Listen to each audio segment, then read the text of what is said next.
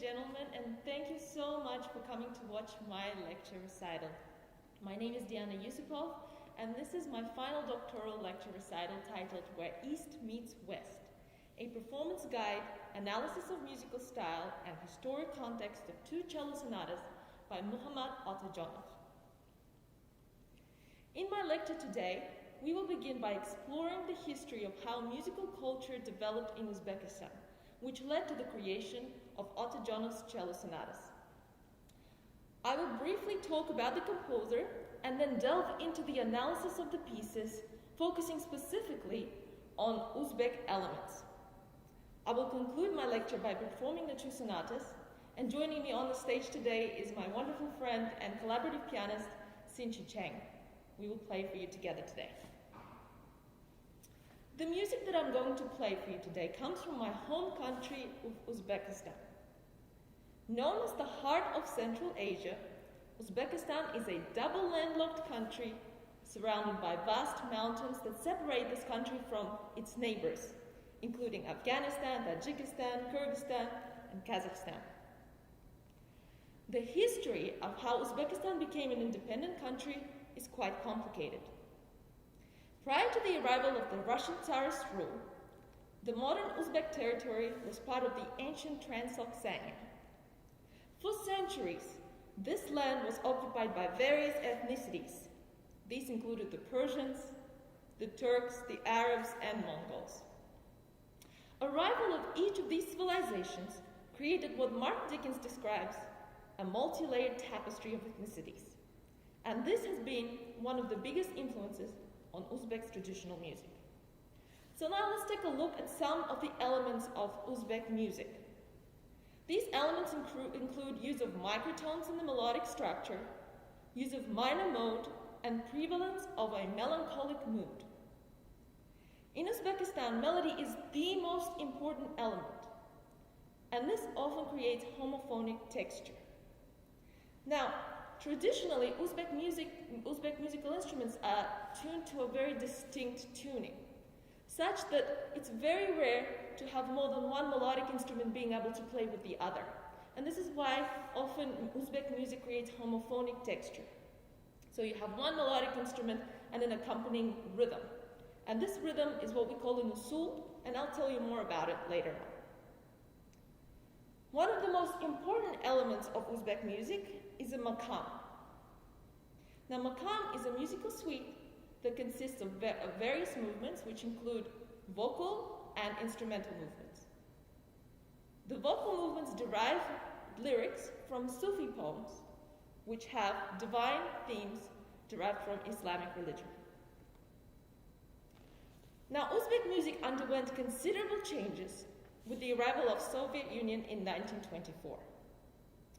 The new government implemented big changes to the Uzbek music traditions to reflect Soviet ideologies, such as an ideology of collective thinking. For example, music was rearranged to create polyphonic textures. Now, polyphonic textures means more than one melody heard at the same time. Now, just like I told you, traditional Uzbek instruments are not designed to be played with more than one melodic line at once. So what the Soviet government did was they reconstructed these instruments such that these instruments could be tuned to Western-style tuning. And with this came new types of ensembles like orchestras, choirs, and just in general large ensembles. Next, Soviet Union introduced Western conservatories and Western repertoire and began training Uzbek musicians to play Western repertoire on their traditional instruments. So, for example, you could hear Mozart concerto being played on the nai, which is a type of Uzbek flute, or a Mendelssohn violin concerto performed on the gijak. Here's what I mean by that.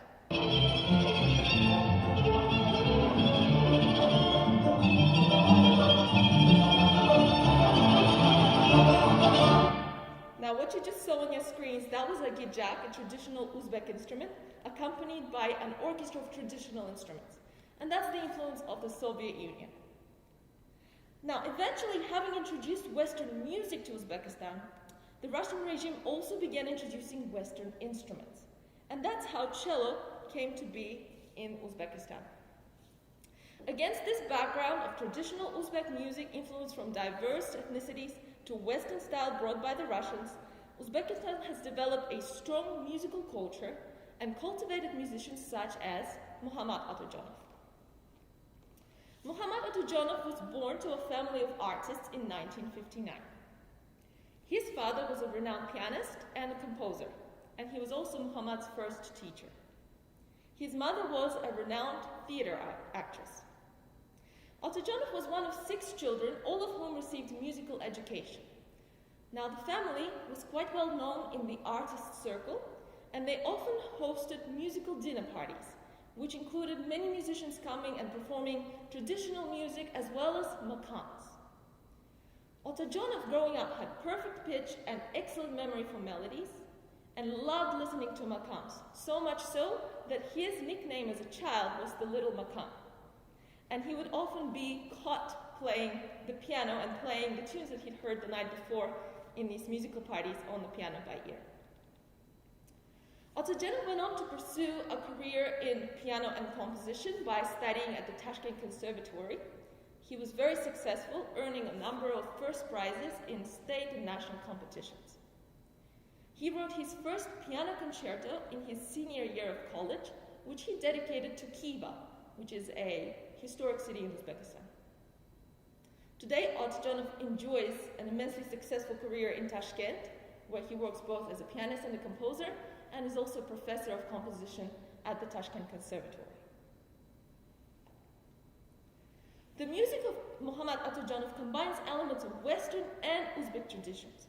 I discussed this in detail in my document, but today we will focus specifically on the Uzbek elements, talking especially about the elements of rhythm, harmony, melody, and ornamentation.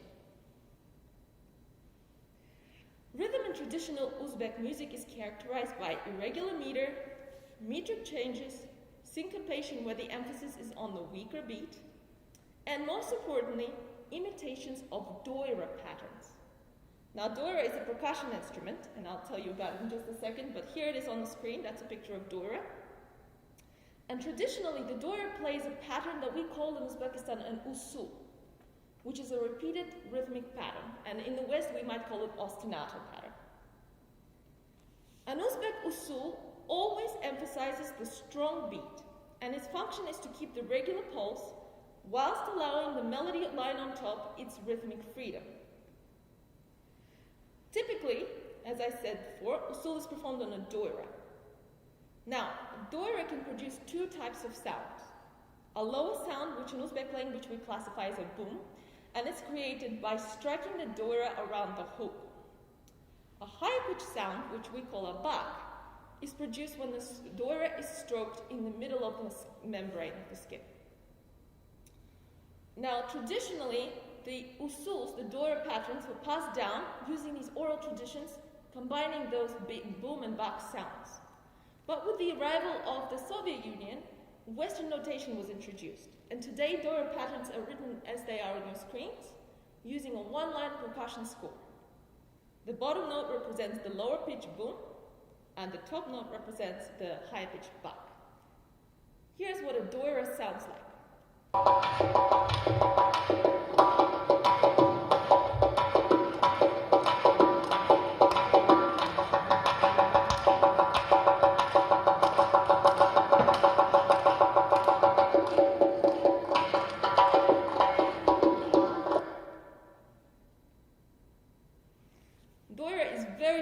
Uzbekistan, not only as an accompanying instrument, but also as a solo instrument.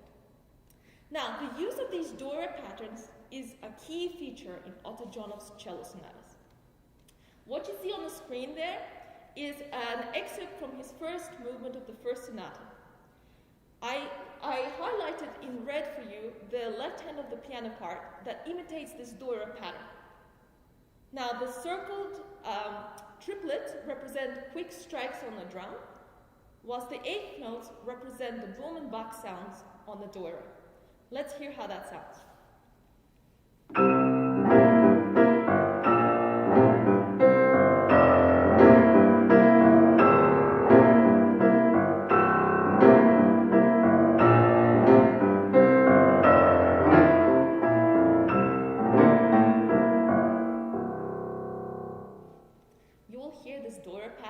throughout the entire exposition of the first sonata. Here's another example of an usul. This one comes from the transition section of the same movement. The piano continues playing this rhythmic figure against the cello's melody. Now, I mentioned to you earlier that a key feature of Uzbek rhythm is irregular meter, and you can see that right here, it's in 5/8. Just to imitate the doira, it's the job of the pianist to keep a very strong rhythmic pulse, giving the cellist a little bit of rhythmic freedom. Let's see how that sounds.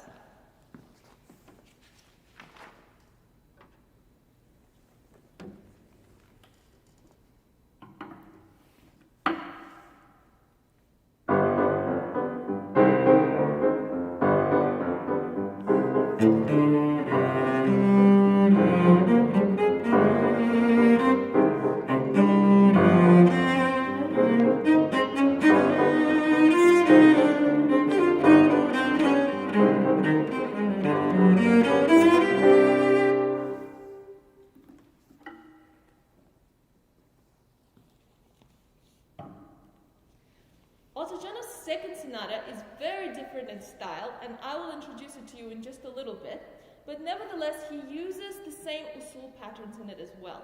And on the screen right now you see the opening of the piano part, and the left hand plays the doira patterns with the lower note representing the boom and the high notes representing the ba. Let's hear it.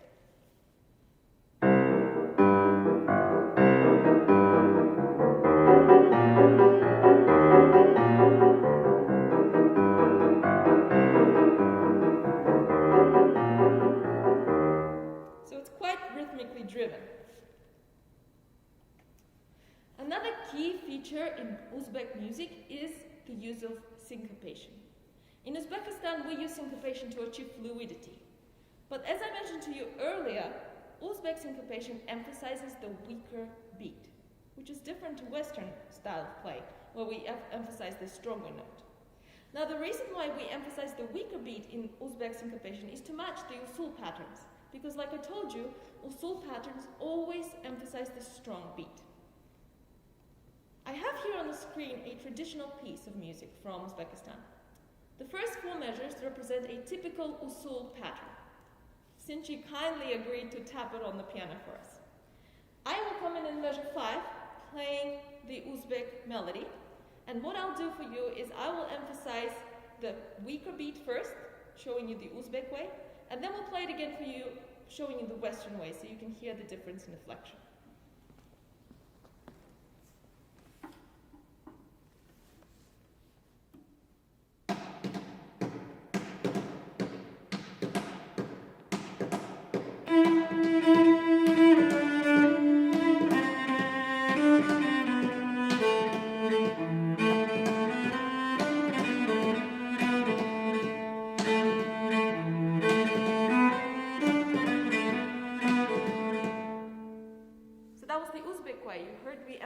And match what Sinchi is doing. But now let's hear it the Western way.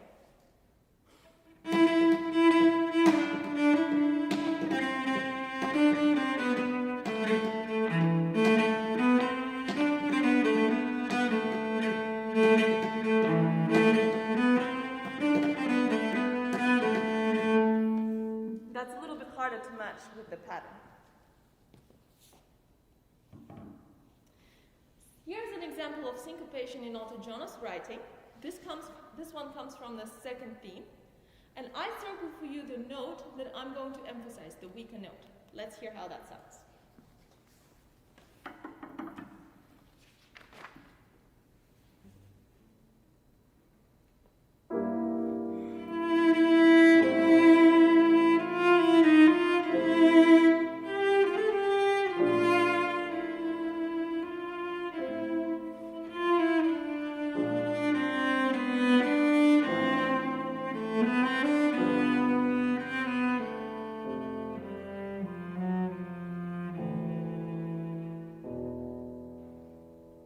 So here's that measure one more time so you can notice it.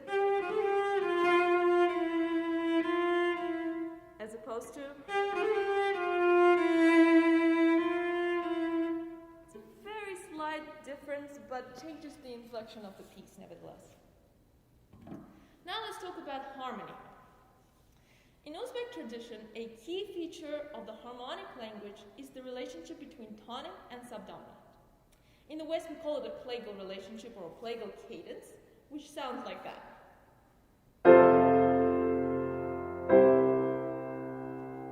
Amen is another way of knowing this cadence. In Uzbekistan, the use of plagal cadence is common, and in fact, often traditional melodies are harmonized using this tonic-subdominant relationship. What I have on the screen for you is the same piece that I just played, the same traditional folk song, and I've written out the harmonies for you in red in the way that Uzbek people would play this. In green, I wrote the Western version, adding that chord 5. Chord 5 would create that perfect cadence, which creates a sense of closure. But without it, we have a plagal cadence. Let's hear it both ways.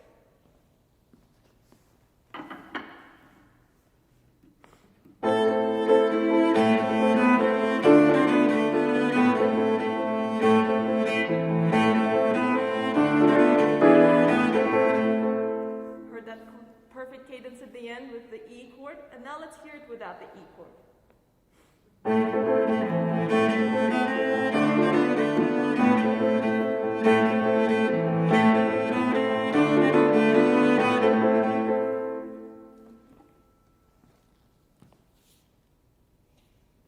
This tonic-subdominant relationship is evident prominently in Otojonov's second movement of his first sonata. If we take a look at the opening of the piano part, we see how the composer bases the accompaniment around chords 1 and 4, D and G. Let's hear how that sounds.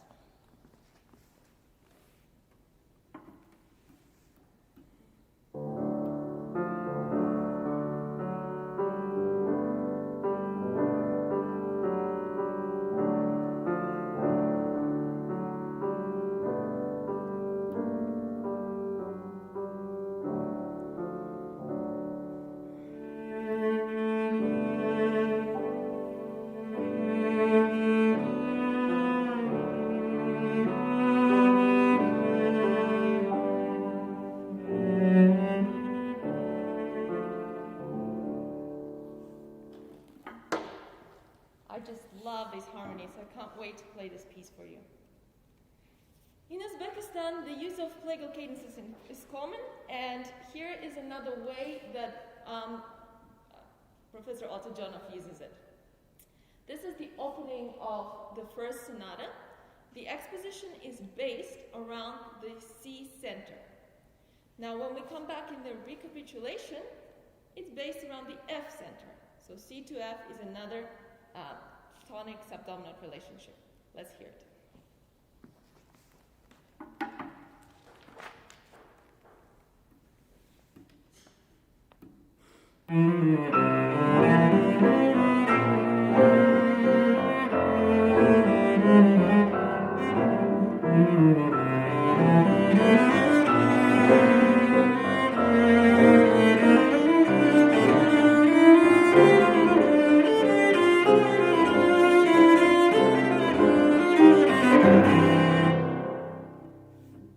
And now let's see it in the recapitulation. Same theme, based around the F center.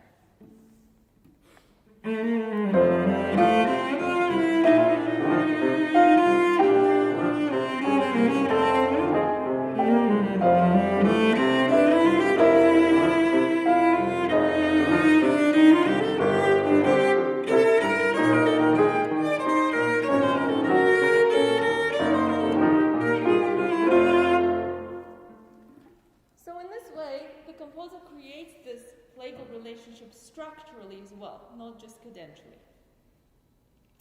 Use of plagal cadences often creates harmonic ambiguity, as it's not as final as a perfect cadence. You heard that earlier in the traditional music example. Otojonov creates harmonic ambiguity in other ways as well in his writing.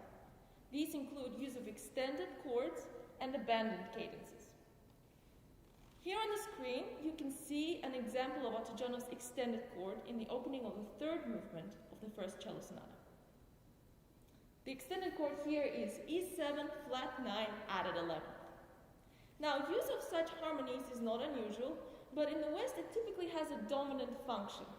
leading to a triad that creates some kind of closure. So what I did for you was I wrote it out as if we would have it in the West, harmonizing that extended chord into the A chord, creating a sense of A as a home key. Let's hear how that sounds.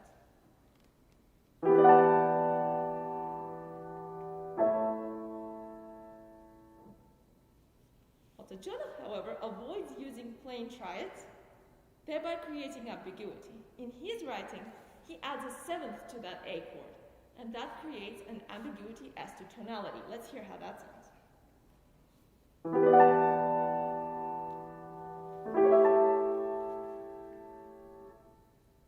So the entire excerpt is based on interchange of the E extended chord that resolves into A7.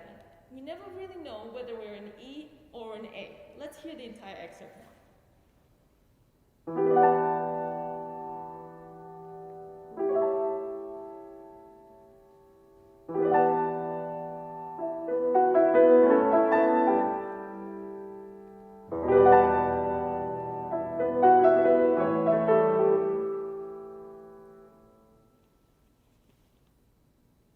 Another way that the composer creates harmonic ambiguity is through the use of abandoned cadences. In Western music, we use cadences to close themes, pieces, and movements. Ottojonov, however, can go through an entire movement, never giving one cadence, never giving us that harmonic relief. Here on the screen is a closing phrase in the third movement. The first measure you see there has an enharmonic F sharp. To us, it sounds like a predominant function leading to 5/7, the B chord. And so we expect the B chord to resolve into E, creating that perfect cadence. But as you can see, Ottojonov resolves the 5/7 into another 7th chord, thereby abandoning that harmonic progression. Let's hear this excerpt.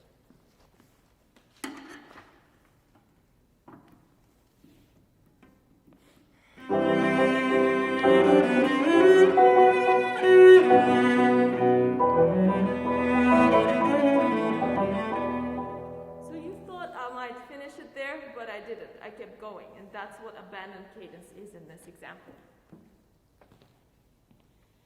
Now, such abandonment is not unusual, and in the West, what happens is it usually extends the phrase and gives us a cadence at the end. But Ottojonov doesn't do that. In this movement, we don't get one single cadence. This is the ending of the movement on your screen right now, and you can see in the left hand of the piano, we have that plagal interchange between E and A. And the final chord is that extended E we heard at the very beginning. We don't get a perfect cadence. There is no closure. So how does the composer create a sense of closure?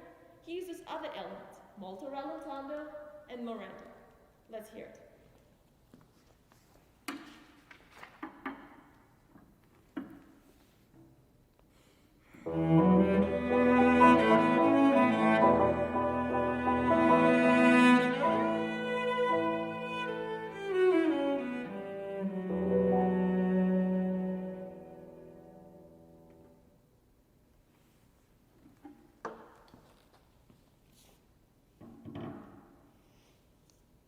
In traditional Uzbek music, the melodic line is structured by way of small ascending and descending lines, which are often microtonal or consist of very small steps and leaps. A center pitch is often circled using these small steps. The melodies are embellished using ornamentations and melismas. They're often written in a melancholic mood and use natural minor scales. Here on the screen is an excerpt from the second theme of Ottojonov's first cello sonata. Now I should note that this is a perfect example of how Ottojonov combines West and East. Typical of a Western sonata form, this second theme is completely contrasting in character to the first. It's also in a minor mode. Now let's look at some of the Uzbek elements. The composer weaves a melody that's almost haunting in its character due to expansive use of chromaticism, consordine tone quality, and melodic and rhythmic ornamentations. The piano accompaniment is purely textural, providing the harmonic support, but leaving the focus solely on the cello, and thereby creating that homophonic texture we talked about earlier. The theme has a speech-like quality, which often ends in a question mark gesture, punctuated by glissandi, and abrupt pizzicatos. It's reminiscent of a conversation or a poem. You can see the rest in the phrase create a sort of breath mark idea. Let's hear it.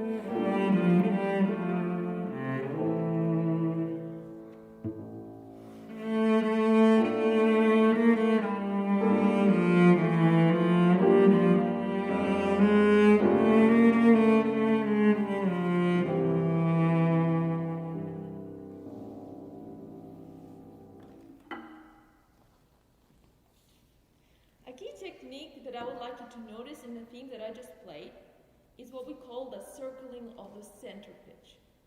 I highlighted on the screen for you the pitch A every time it occurs. And you can see the composer weaves around it using half steps, B flat and G sharp. Sometimes we walk away from that A, but we always come back to it. That's a technique that musicians generally use on a gijak, that string instrument that you heard earlier. Let me show you what I mean.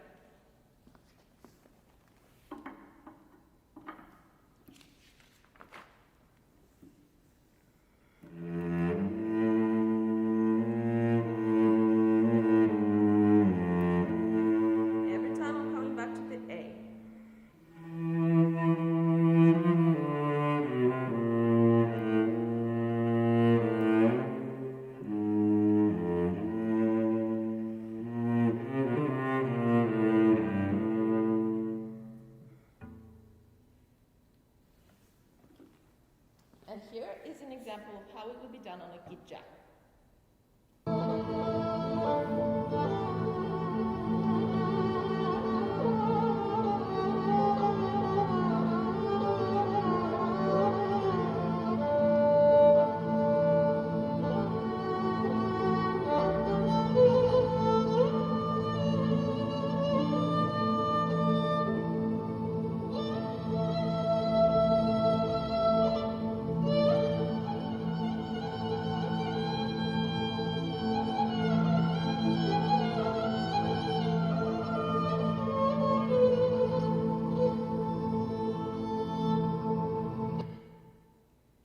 He's always weaving around the same pitch. He's also using a lot of ornamentation, which is what I'd like to tell you a little bit about next. Uzbek culture is very colorful by nature. Colorful embellishments decorate the homes of Uzbek people in many forms. The vivid colors are evident in Uzbek architecture, mosaic sculptures, art, textiles, and food. Similarly, in Uzbek music, use of embellishments is crucial to the creation of color, decoration, and expression. Embellishments in Uzbek music are used to highlight the emotional meaning behind the piece, which often accompanies poetry.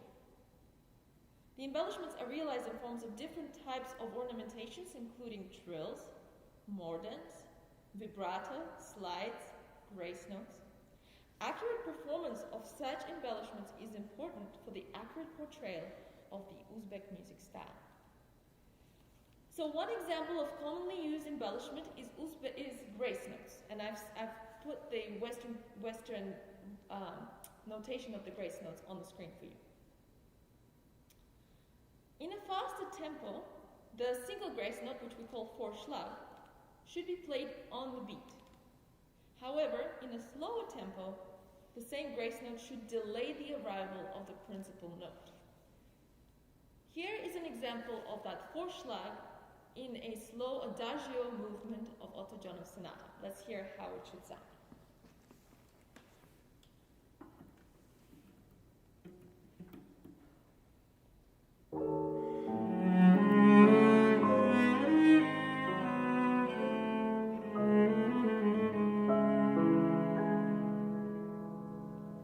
see me delaying the arrival of that C natural by sort of staying a little bit longer on D sharp. Here is a Vorschlag in a faster tempo, and in this one I'm going to play it right on the beat.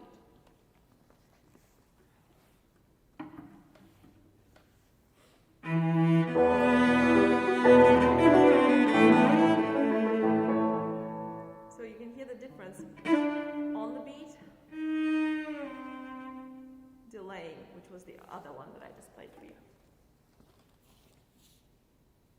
Vorschlag, Nachschlag, and mordents are other types of ornamentation. Whereas in Western music, it's typical that we emphasize the arrival or the principal note. In these kinds of ornaments, you will emphasize the first note. So in a mordent, it will be the first note time you play the note, not the arrival. In the example on the screen, I have a mordent above a C sharp. In a Western way, you would emphasize the arrival C sharp, and in the Uzbek way, you emphasize the first time you play that C sharp. Here is that Uzbek way.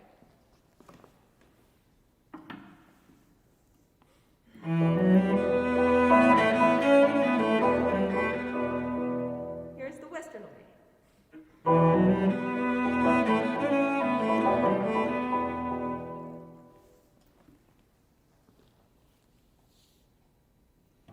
Glissando in Uzbek music is called molish, and it's a common embellishment.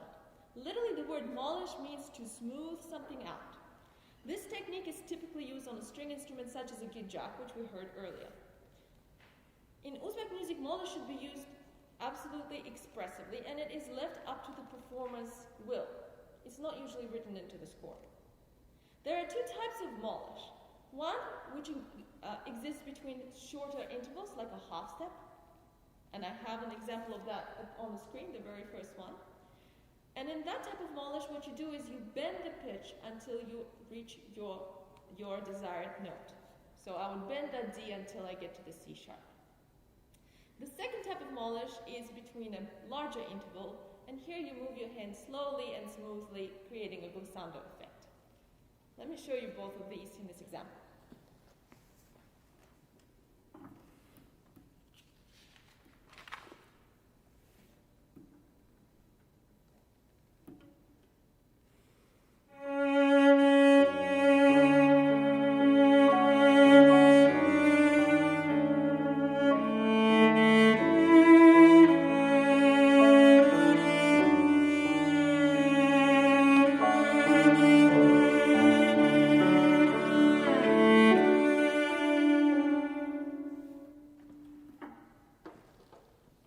Very expressive.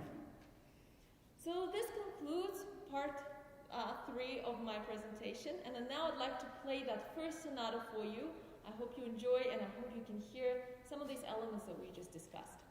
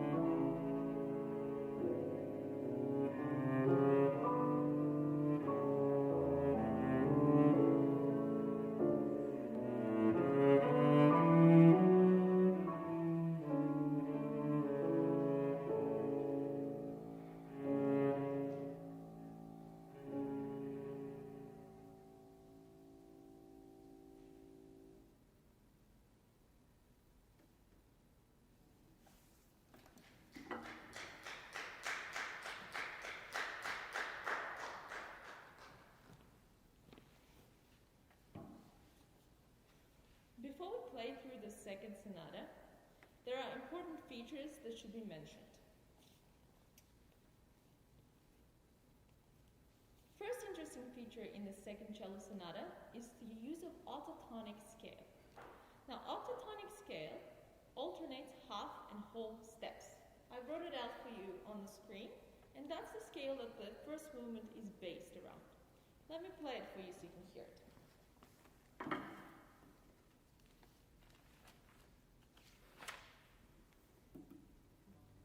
This is a half step, whole step, half, whole, half, whole, half, whole.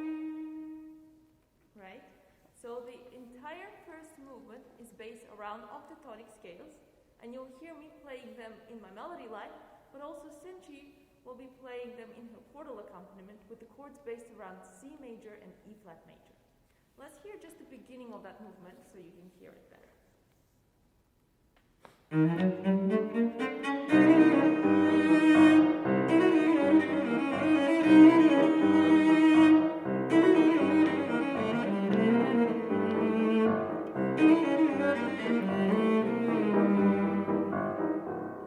So listen out for that. Second interesting feature in this sonata is the influence from jazz style. Now, jazz arrived to Uzbekistan with the introduction of the Soviet Union, and it's a very popular style. And Otajonov writes a lot of his music in jazz style, especially his piano pieces. You will see a walking bass line, you'll hear a walking bass line played by Sinchi and by me. You will also hear a swung melody. Listen out for these.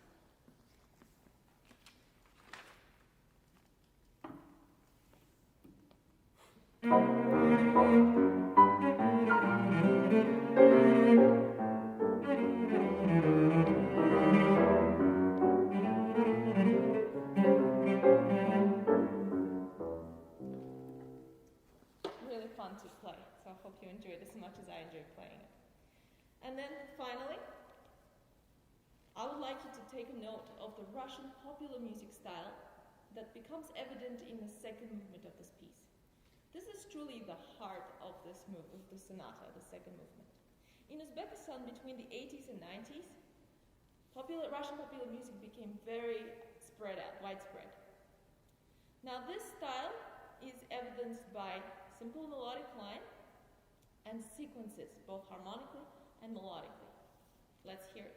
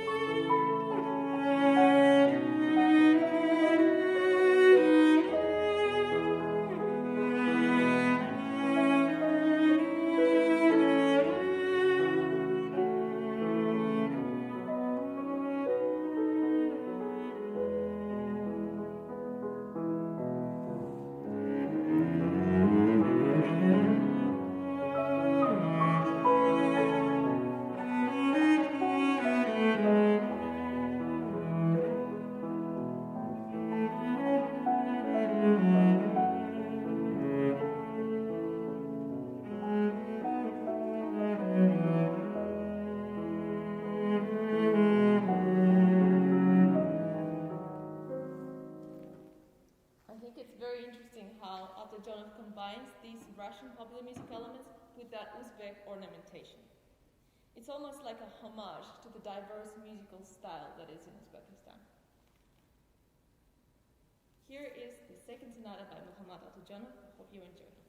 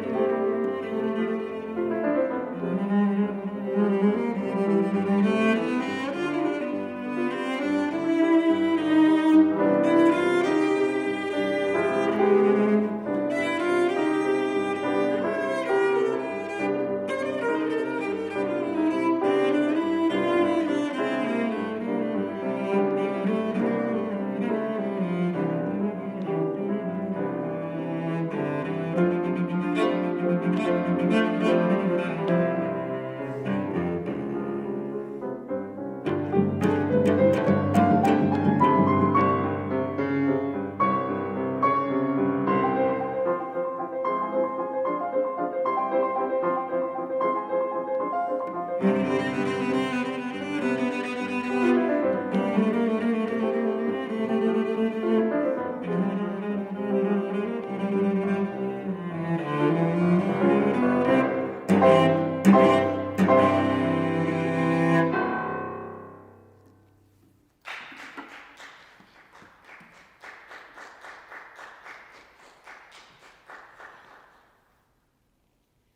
on the screen, I have my references from tonight. And before we close, I have so many people to thank, but I want to say a special thank you to my parents who are watching in Australia and who supported me through this degree, and without whom I wouldn't be standing here today. And a special thank you to my committee members, to Dr. Post and Dr. Corsa for encouraging me to follow in ethnomusicology minor, to Professor Patterson and Professor Cantor for always having my best interest at heart and always pushing me to be a better musician. And most importantly, to Dr. Buchholz, you've just been amazing. Thank you so much for these 5 years, my master's degree and my doctoral degree as well. Thank you for teaching me to be a better cellist, a better musician, but also a better human. I really appreciate everything I've learned from you. So thank you, and good night.